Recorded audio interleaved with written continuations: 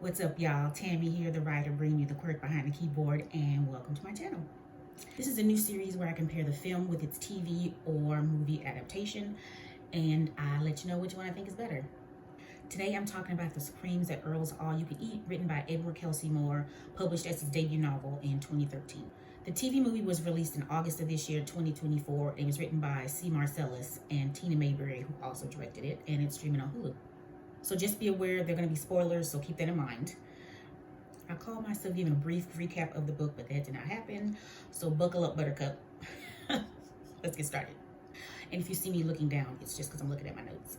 The Supremes at Earl's All You Can Eat is about three black girlfriends and the trials and tribulations they went through in their teens, growing up in 1960s Indiana and all the way up to their 50s, which was like up to 1999 and 2000s.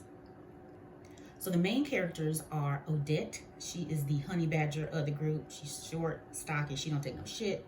Clarice is the Miss Goody Two Shoes. She's always worried about appearances and what people think about her.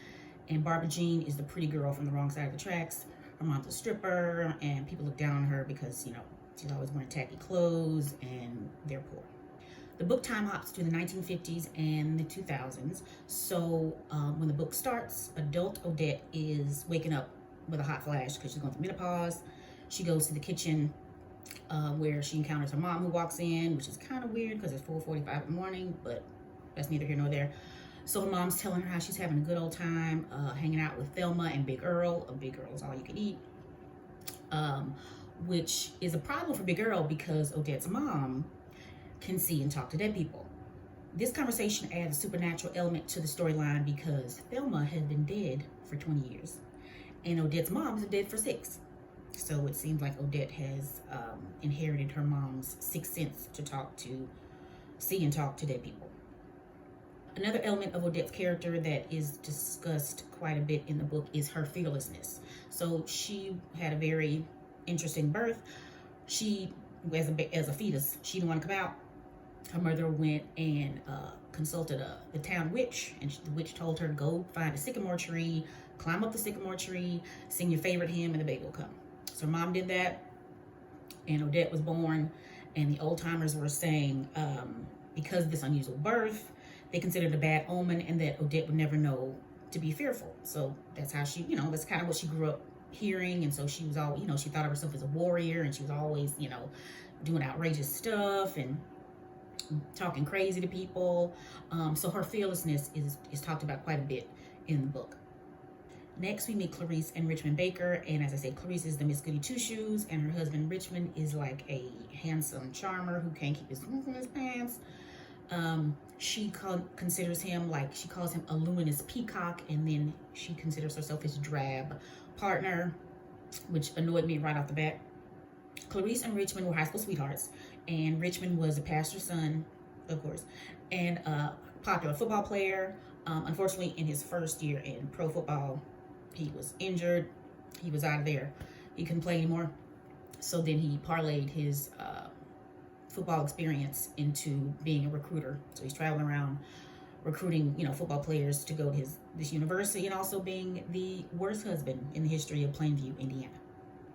Clarice was a highly talented pianist and was on the cusp of a successful career, but then she decided to forego that career when Richmond got injured, and she decided to stay and be his wife and take care of him instead. Anyway, we also learn why Clarice deals with Richmond's shenanigans, because her father was also a piece of who couldn't keep his in his pants, and she watched her mother quietly deal with that. So I'm assuming she just thought that was a normal thing in marriage. You just handle your husband's infidelities. Odette did advise her, don't marry him. Don't marry that man. But Clarice decided to listen to her pastor and her mom instead, and she went on and married Richmond, and she made a pact with herself that as long as he was discreet, she could ignore it.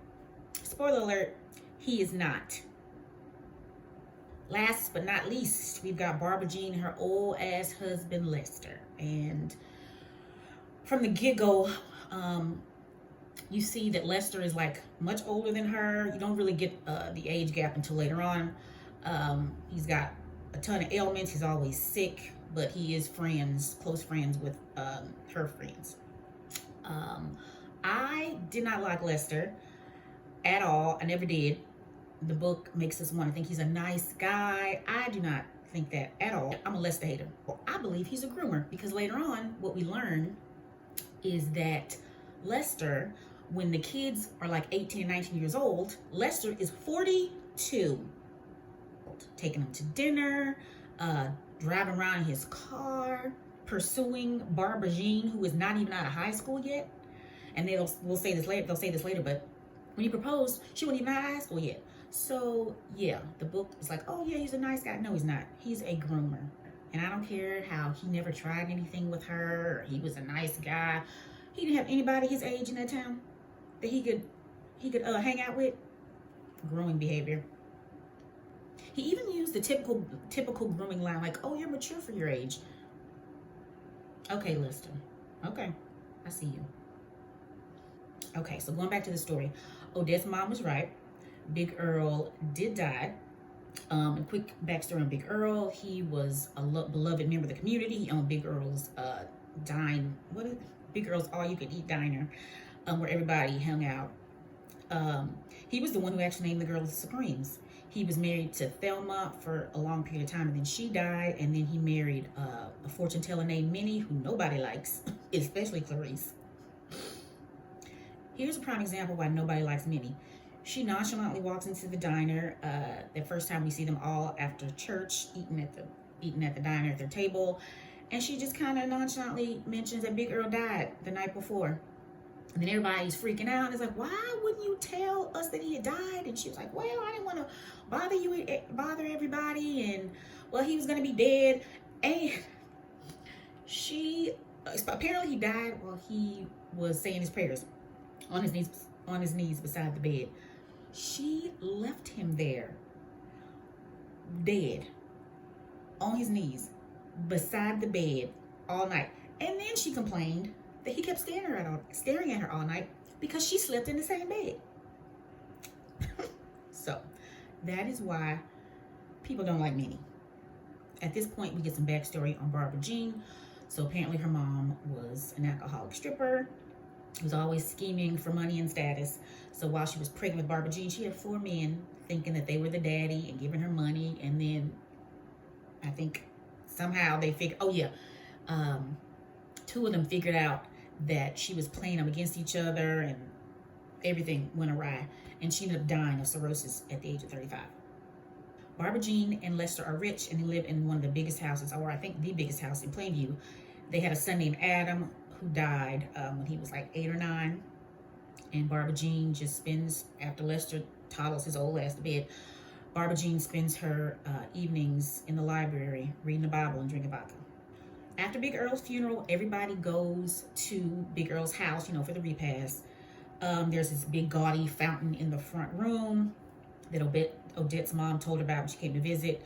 Odette also sees Big Earl's first wife, Thelma, along with Big Earl and Eleanor Roosevelt, surprisingly enough, who apparently knows when someone's going to die, which will come into play momentarily.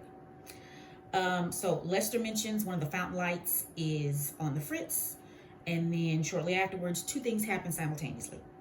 Barbara Jean looks out the front porch and sees a guy named Chick, who was her first love back in the day. And while she is literally just fascinated and mesmerized and heading to the front porch, he's out there, giving his condolences to Minnie.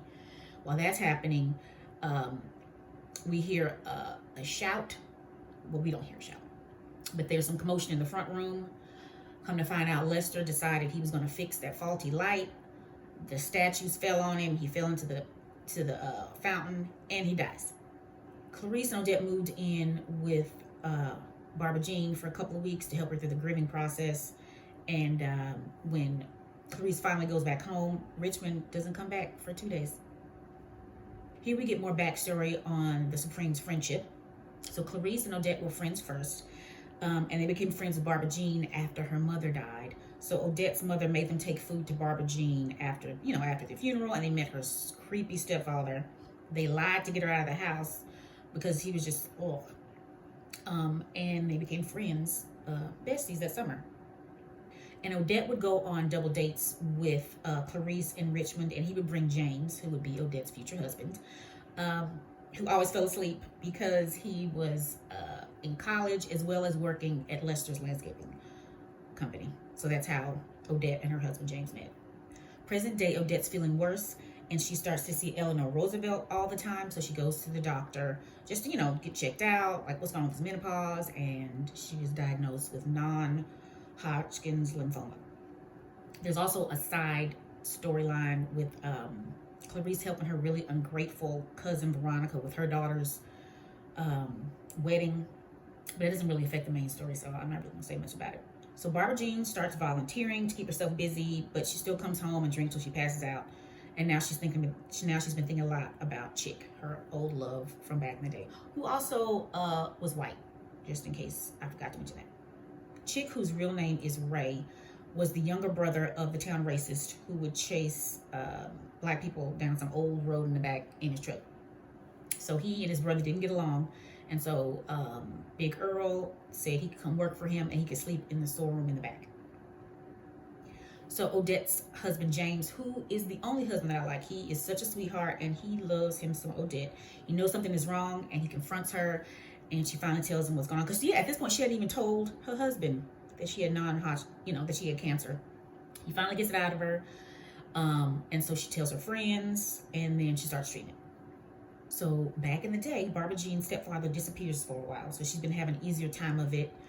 She, has a job at the hair salon. She's still going to school, so she kind of can pay the rent, I guess. But then one night he shows up, and he refuses to let her leave to go to a party with Clarice and Odette. So Odette does what Odette does. She tapped into her fearlessness and she confronts him. She talking about she gonna fight him. She actually takes her dress off because she don't want to get blood on her dress.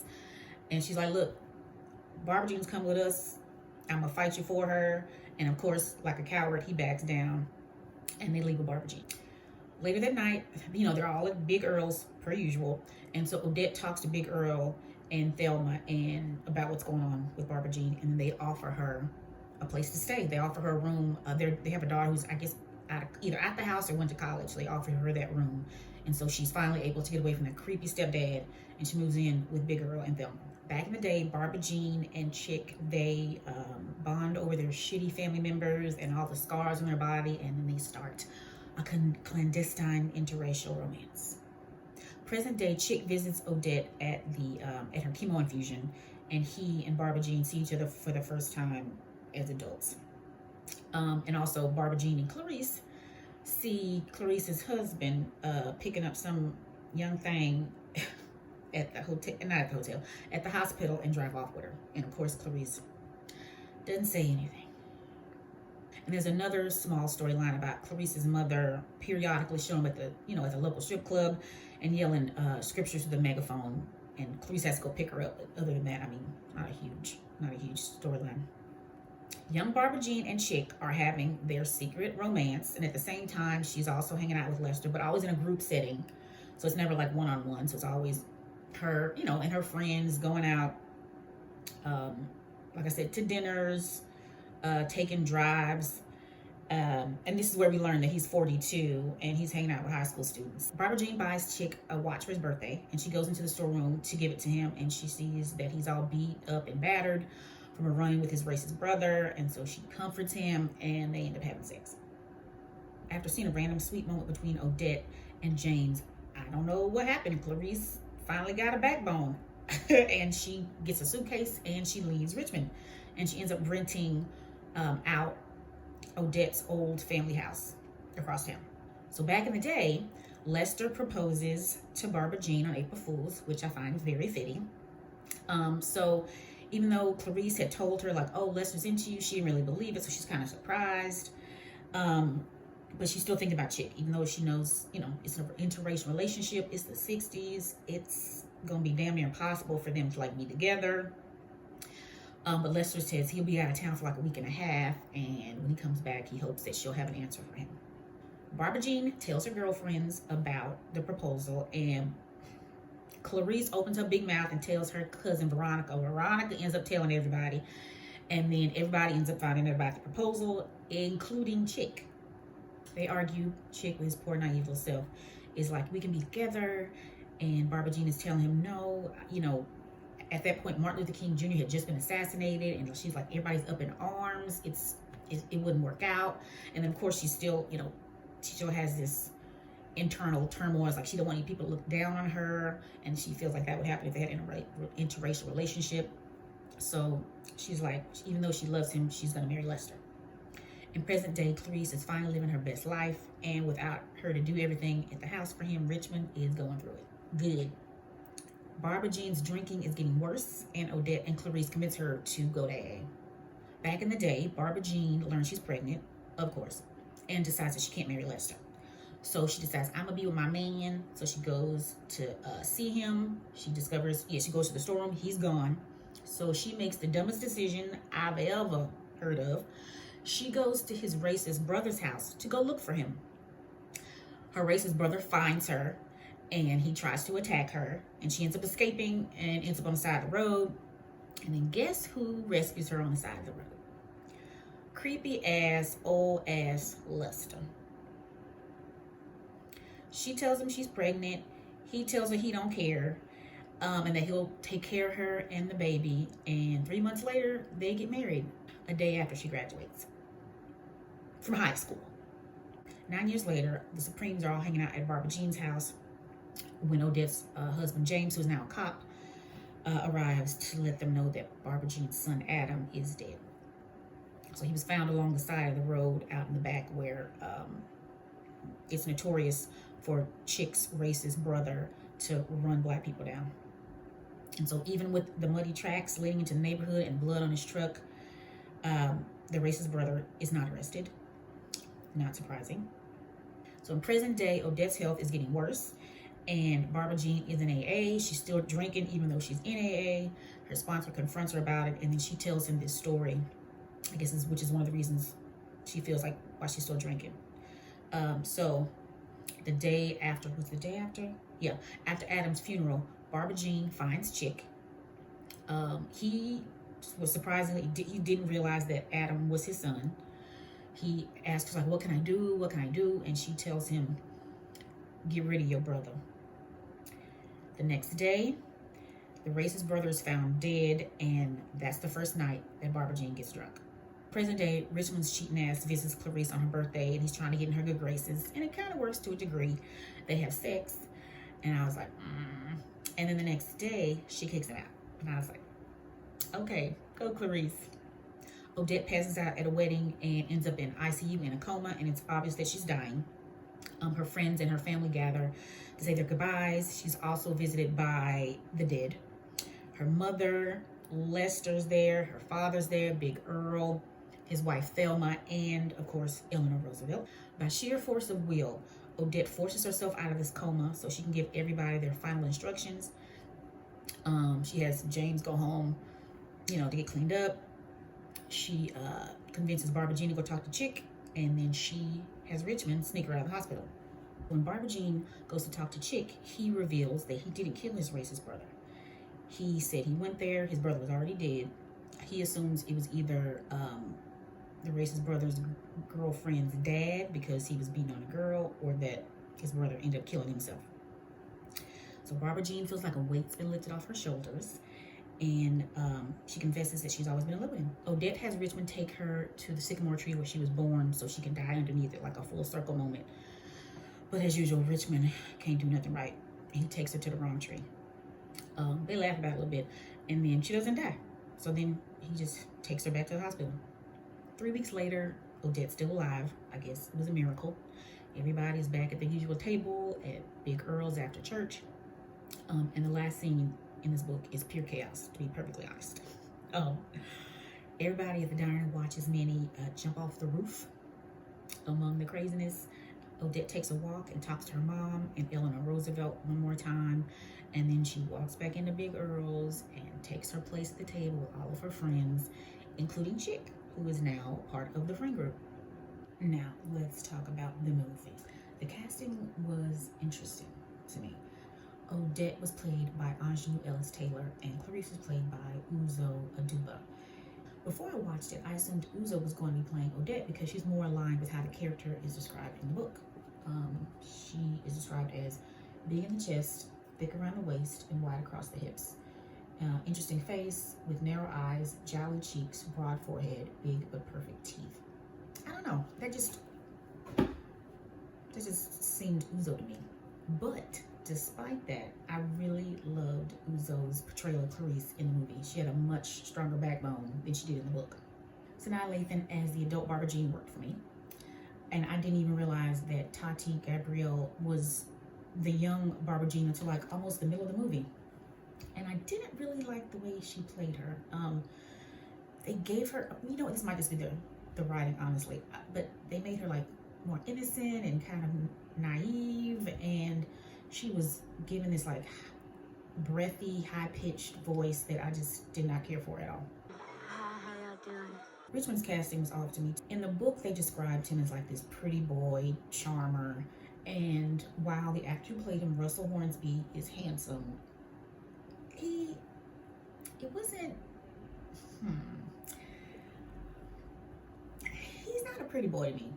And he did not give charming, not charming enough to be, you know, dropping panties all across town like he was in the book. And I had the same issue with the young chick. Like, Odette was like, oh, he's the king of the pretty white boys. Well, he wasn't giving what he was supposed to be giving. But then I saw that Julian McMahon was playing the adult chick, and then I kind of got it because the noses do match. Also, shout out to Cole, my favorite demon from Charmed. Mekhi Phifer as Odette's sweetheart of a husband, James, worked for me. Vondie Curtis Hall as Lester was also good casting for me because he gave me the appropriate creepy vibes. The young Lester also gave me creepy vibes, but he wasn't old enough. He looked to be about, I don't know, late 20s, early 30s, when in fact he should have been 42. But he did give me some good creepy vibes, so good casting there. With so much that happened in the book, I'm wondering if it would have been better as a limited series because so much happened, and the movie just, you know, being that's a movie, can only be a certain amount of time. They just didn't have time to get to everything, so it kind of felt rushed. You know, of course they had to get rid of some stuff, so I'm wondering if maybe a limited series would have been a better option. They got rid of Odette seeing ghosts, which is a really big part of the book's storyline, and I thought it set it apart. Without it, you know, it's just a regular coming-of-age story. I thought it added, you know, some razzle-dazzle, so without it, I don't know. It just kind of was like, okay. The movie starts with Odette dying under the sycamore tree, and she's retelling the birth stories of all of her friends. They changed Barberjean's a little bit. In the book, her mom gave birth in like on the couch in some neighbor's front room, and in the movie they had her giving birth in the strip club after confronting, you know, all the men that she'd been getting money from, and then holding the baby and then drinking, I don't know, some hooch while she's holding her baby, which was a choice. During the scene where Odette and Clarice are getting ready to go on a double date with James and Richmond, Odette is like dogging James out. But in the book, Clarice is the one who's like, why do you have to keep bringing James? He's always falling asleep. And Odette actually did like him. I mean, obviously in the movie she likes him too, but in the book, she wasn't really dogging him out like she was in the movie. So they condensed and combined some scenes. They combined the two scenes where they take the food over and meet Barberjean after her mom dies. And then the scene where they come over later after her stepfather comes back and he doesn't want to let her out of the house. And that's the one where Odette comes out of her dress to fight him. So they combine those two scenes. And then that night, once they get her out of the house, Odette goes to talk to Big Earl and ask him if, you know, Barberjean can stay in his daughter's room, and that way she doesn't have to go back to her creepy her creepy stepfather. So she never has to go back after that first scene. They do have the scene where everybody people find out Big Earl died, but in the movie,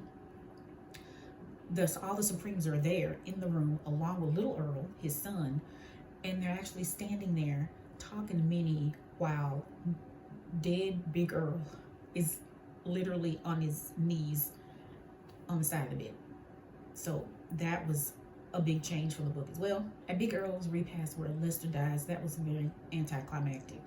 It was just like, oh, okay. I don't know. It was, I don't know. I was expecting more, but it was just like, I guess because I don't really like him, so it doesn't really matter. We then hop back to 1968, and we see young Lester for the first time. And in the movie version, he's actively pursuing Barbara Jean by herself. Like in the book, it was always like, oh, he's just going out with them as a group. But in the movie, it's like you can tell he's actively pursuing her. We also see Chick's racist brother for the first time chasing. This is like the main street. In the book, he chases black people on a back road. In the movie, he's literally chasing two black dudes down the main street while everybody's just watching. We then meet Chick for the first time, busting tables in Earl's diner, and he's introduced to the girls, and you can tell there is an obvious chemistry between him and Barbara Jean. She immediately sneaks away from the group and finds him in the back storeroom, and that's where they compare battle scars and shitty family members. They go outside, and young Clarice tells the other Supremes that she's giving up her dream to play piano. Instead, she's going to stay with Richmond and get married and have a family. And the girls try to convince her not to do it. And she's like, I'm gonna do it. And then they're like, okay, I guess we'll back you up. Ugh. James and Odette are getting closer. We have a scene where they're, they're shooting. That's right. They're shooting guns. He's teaching her how to shoot a gun. I'm not sure why. And they start talking about marriage. And then Barbara Jean and Chick end up having sex. And I guess this is a small difference. In the book, it's intimated that Barbara Jean was taken advantage of by several of her mom's boyfriends. But in the movie, it's kind of obvious that she's a virgin. James then gives Odette a stethoscope because she wants to be a nurse. But I don't remember that being part of the book, where she wanted to be a nurse. I don't know if what she wanted to be was even discussed, actually. She ended up being, I think, a lunch lady in the book. And she ended up being a lunch lady in the movie, too. But in the book, I don't recall if she ever wanted to be a nurse. Barbara Jean tells Supremes that she's pregnant. And Clarice is like, you need to get rid of that baby. And then Odette seems like she's against it. But then she says something that makes me think that she's like, okay, maybe you should. I don't know. The ending of that scene confused me, so I wasn't sure what they were trying to convey. So then Odette is diagnosed with cancer, and in the movie, she doesn't tell anybody. Which, in the book, she didn't tell her husband or anything. But she didn't tell her husband, her friends, and then she starts treatment without telling her husband or her friends. But that's later on. She then goes for a walk. She sees Chick, who's back in town. But then she doesn't tell Barbara Jean about it, which I didn't agree with, because I'm like, at least, it's a small town. You don't think they're going to run into each other? I was like, at least give girls a heads up. We hop back to the past, where Chick and Barbara Jean are about to make the dumbest decision ever in life. So they decide they're going to run away together. That's not the dumb decision. And Chick is like, I'm going to steal some money from my racist brother. Okay, also not the worst decision. Then he's like, yeah, why don't you come with me, black girlfriend, to my racist brother's house so we can steal his money? And she was like, for sure. So they go to his racist brother's house to steal his money. And of course, his racist brother finds out. And he attacks Barbara Jean while Chick went into the house. He had hit her out back in his little shed or whatever. The racist brother tries to attack her. She fights him off. And does Chick come out? No, she fights him off and runs out. And then he gets in his truck to go find her. And then that's when Chick comes back out and seems just like so surprised. So then Chick and Barbara Jean argue. And she's like, that is the main reason why we can't be together. And then she leaves. And then she walks off in the middle of the night, even though she knows the racist brother is out there looking for her. But that don't really matter, because nothing comes of that. Days later, she's still distraught, so she goes to see Chick in the storeroom, but he's gone. Then guess who pops up? Lester in Big Earl's as she's walking out of the storeroom after she found Chick gone. So she crying. There's this like supposed to be some romantic music in the background. It's like, please don't gaslight me. Like this is a romantic moment as he watches girl get manipulated into marrying some old ass man. So then she's crying. She telling him she's pregnant. Of course, he was like, I'll take care of you. Blah, blah, blah. And there you have it. Richmond's dirty dick is still putting Clarice through it. Odette has started her treatments. She hasn't told anyone, including her husband, that she's actually has cancer and has started chemo. Back in the day, Barbara's son is run over. And this time, she goes. In the book, James comes to tell him what happened, and Lester goes, I guess, I don't know, to identify the body or whatever. In the movie, Barbara goes, Lester's there, the Supremes are there. She's cradling her son's body, you know, crying, and they're, you know, consoling her. So that was a big difference from the movie to the book. James confronts Odette about what's going on with her, and she finally confesses. And that was a really powerful scene. Ooh, the way she played that when she hugged him in that chair, I was like, oh, girl, acting her ass off. And then Minnie's messy ass in the diner, she, Clarice said something to her that made her mad, and she basically was like, well, your husband is screwing some chick named Cherokee, who works at the strip club. The Supremes actually go to the strip club to talk to Cherokee, and which is so different from the book. In the book, Clarice just puts her head in the sand for so long, which is why I really liked Clarice in the movie, because she was like, let's go talk to her. Let's go see what she's up to. Like, this is not the Clarice from the book. This Clarice has the backbone that I want her to have in the book. So they went and talked to Cherokee, and she's this young girl, and Clarice actually gives her advice like, girl, you don't want this man. Clarice goes home, confronts Richmond, and then he was like, Richmond is a bigger dick in the movie than he was in the book. I mean, obviously in the book he's cheating, he's a dick, but in the movie he was like, I'm not moving out, I guess you're moving out. And she was like, I guess I am. Barbara Jean cuts off Odette's hair before it's taken by chemo, and Clarice is there. She's like, hey, you know what? I'm living my best life right now. Why don't you cut my hair too? So they both get haircuts. Days later, Barbara Jean drives drunk. The Supremes take her home, and Odette starts an impromptu intervention. You are alcoholic. No. My mama was one. Where they go hard on each other. Baby, it was not like in the book. They kind of coddled her a little bit in the book. In the movie, they, like, Odette was going off on Barbara Jean, and Barbara Jean was going off on Clarice and Odette, and then all of a sudden it started like going off on each other, and I was like, what? It was a really good scene. And then Odette was like, screw all of y'all, and then she about to leave, and then she passes out. And she ends up in the ICU with a serious infection and in a coma. You know, obviously all her friends are visiting her in the hospital. Barbara Jean tells a comatose Odette about what she did after Adam's funeral, you know, going to Chick and saying you need to kill your racist brother. You make sure that Desmond knows that he killed his own.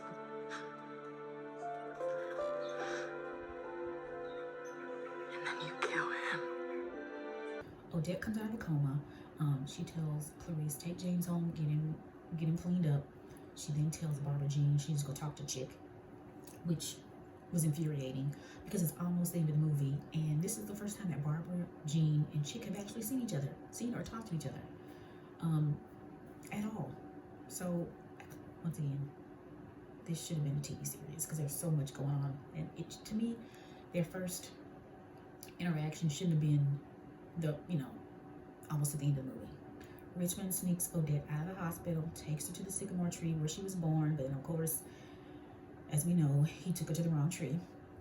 And then he sits down next to her, and they, kind of have a heart-to-heart, and she tells him that, in my heart, I know you a better man than this.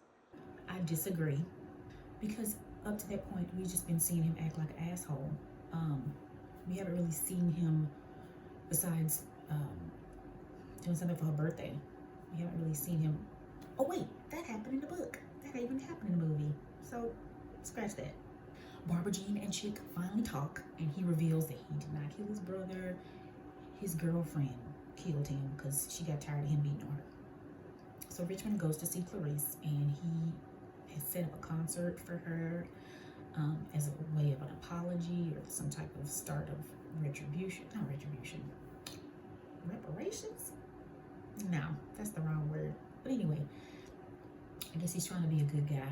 But I was not feeling. I was like, you have been an asshole for the last 30 years on this woman. And a real big asshole for the last few weeks. And now you want to come in here trying to do something nice for her? But anyway, they do end up having sex. And the next morning, he gets up and assumes she's going to, move back into the house. And she laughs in his face. She was like, nah, I'm not moving back. I'm sorry, Richmond. That brought me so much joy. I just love the movie Clarice. The final scene is the Supremes sitting in their normal table at Big Earl's. Odette is still alive. Barbara Jean and Chick are a couple. And Clarice is like, screw that concert that my ex-husband was trying to put together. I'm actually going to go to New York and record some music. And I love that for her. And there's a post-credit scene with Minnie crazy-ass falling off the roof of her house. She did not die. She fell in Little Earl. She's fine. And that is the Supremes at Big Earl's All You Can Eat. I really like the chemistry that Aunjanue, Sanaa, and Uzo had in the movie. And as I said multiple times, I really enjoyed Uzo's portrayal of Clarice in the movie over the book. And as I also mentioned before several times, I think this should have been a limited series instead of a movie, because there was, felt rushed. And there was, some storylines that were very abrupt. Like I said before, Barbara Jean and Chick, not the adult version of themselves, not talking until like the last, a third of the movie. In the book, Richmond had a fairly decent redemption arc. In the movie, not so much. In the book, he came by, instead of doing the concert like in the movie, he came by and said, oh, I contacted your old piano teacher to see if maybe we can get things up and running again. He started, that was like the beginning. And then, they kind of started dating. And so you kind of had more, you had more scenes in the book of him trying to be a better husband than you did in the movie. I think you only got like, 1.5 maybe? So yeah, I definitely think that there could have been more of a redemption arc for him in the movie. And of course, the biggest change, which I've already discussed, is that they removed Odette being able to see and talk to ghosts, which I would have loved to have seen how they would have done that for the movie. I think it would have been fun. But I'm a sucker for supernatural stuff, so that's just me. With all that being said, I think the book version of the Supremes at Big Earl's All You Can Eat was better than the TV movie version. And I just think the characters were more fleshed out and the story was more interesting. If you read the book or watched the movie or both, let me know what you think in the comments. Hit the subscribe button, and I will check you later.